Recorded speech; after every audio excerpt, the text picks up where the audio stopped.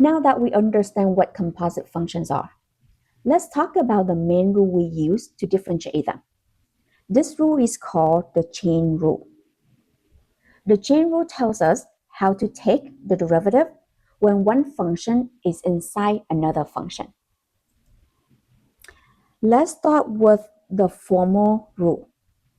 Suppose we have two functions, f and g. We can combine them to form a composite function.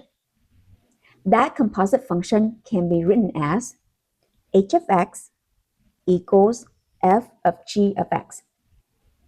This means we apply g first and then apply f to the result. Now, the chain rule tells us how to find the derivative of this composite function. The rule says h prime of x equals f prime of g of x multiplied by g prime of x. Let me explain what this means in simple terms. The derivative of a composite function equals the derivative of the outer function evaluated at the inner function multiplied by the derivative of the inner function. So the idea is, first, take the derivative of the outside function, then multiply by the derivative of the inside function. This is why it's called the chain rule. The changes happen in a chain, and we account for each step in that chain. Another way to write a chain rule uses different variables. If y is a function of u and u is a function of x, then we can write dy over dx equals dy over du times du over dx. This version shows the same idea. The change in y with respect to x happens through the intermediate variable u. So we multiply the rates of change together. Now, let's talk about a strategy for actually using the chain rule. Whenever you see a composite function, you can follow these 4 steps. Step 1, identify the outer function. Step 2, identify the inner function. Step 3, differentiate the outer function. Step 4, multiply by the derivative of the inner function. So remember this idea. Derivative of the outer function times derivative of the inner function.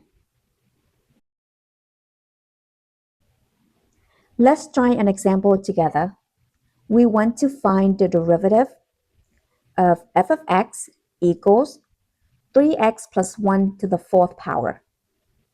First, we identify the functions. The inner function is the expression inside the parentheses. So the inner function is 3x plus 1. The outer function is something raised to the 4th power.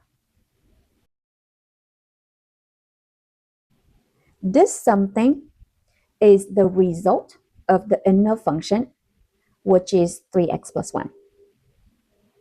Next, we need to find the derivative of the outer function. The outer function is something raised to the 4th power. We are going to use the power rule. We bring the 4 down to the front as the coefficient, and the new exponent is 4 minus 1.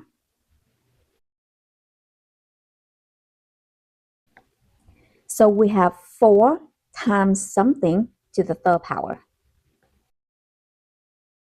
And remember, this something is the result of the inner function, so the inside is 3x plus 1. So the derivative of my outer function is 4 times 3x plus 1 to the 3rd power. Step 3, We take the derivative of the inner function. The inner function is 3x plus 1. The derivative of 3x plus 1 is 3. Now, we multiply the two results to get the final answer. F prime of x equals the derivative of the outer function multiplied by the derivative of the inner function.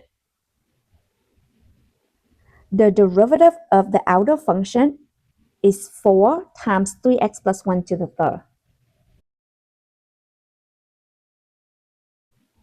Multiplied by derivative of the inner function is 3. To simplify this, we take 4 times 3, which is 12. So the derivative of f of x is 12 times 3x plus 1 to the third power. The key idea to remember is differentiate the outside, keep the inside the same. Then multiply by the derivative of the inside.